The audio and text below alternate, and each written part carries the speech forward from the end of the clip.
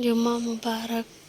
अस्सलाम वालेकुम वरहमतुल्लाहि वबरकातुहू। कैसे हो सब मेरे प्यारे बहन भाइयों, आप सब कैसे हो? उम्मीद करती हूँ कि आप सब ठीक होंगे। अल्लाह हम सबको सेहत तंदुरुस्ती ज़िंदगी दे, हर नेमत से नवाजे, ठीक है ना।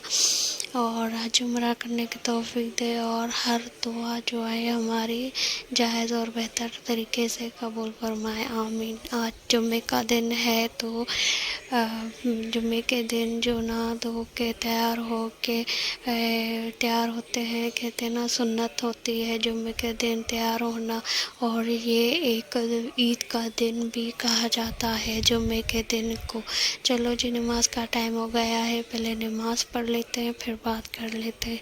ये मैंने नमाज पढ़ ली है, अल्लाह का शुक्र है। चलो जी, अब तिलावत करते हैं। अब तिलावत में हम सूरह कहफ पढ़ेंगे।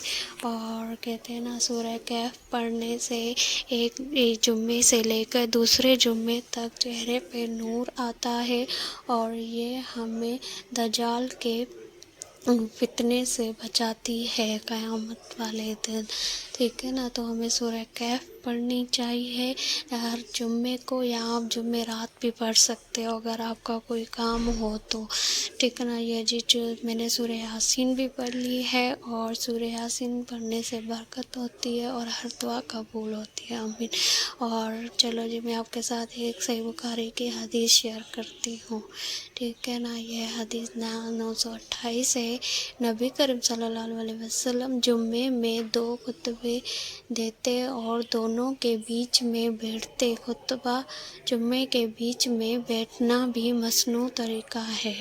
और कहते हैं कि थर्सडे की रात को आप लेकर और जुम्मे की रात तक आप जो भी दुआ करेंगे वो बेशक कबूल होती है। वैसे तो हर वक्त हमें दुआ करनी चाहिए, अल्लाह से नमाज़ पढ़नी चाहिए।